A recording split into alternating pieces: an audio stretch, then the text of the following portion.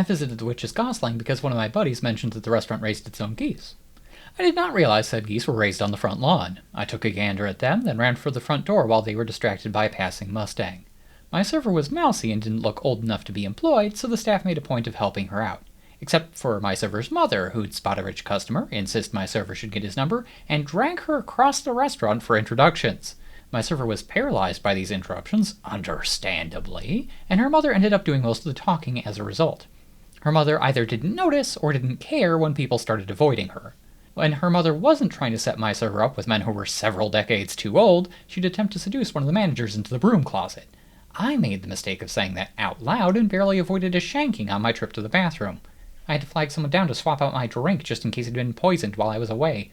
Half my experience here was keeping my head down while trying to figure out if the mother would limit herself to spitting in people's drinks, or if she'd accidentally drop an entire tray of plates onto someone's head. The other half was trying to figure out where the fuck management was so they could kick her out. In spite of that mess, the chef's focus is warmth. The camaraderie of the staff is what holds things together, with the mother as the fox they need to kick out of the coop.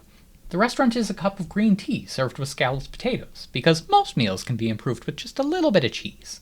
That's an atmosphere I look for, so I had a good time here, and am making my way through the chef's other restaurants. I also don't feel a need to revisit this location, and I'd like to have a chat about that before anyone goes, oh, not worth my time, and clicks off.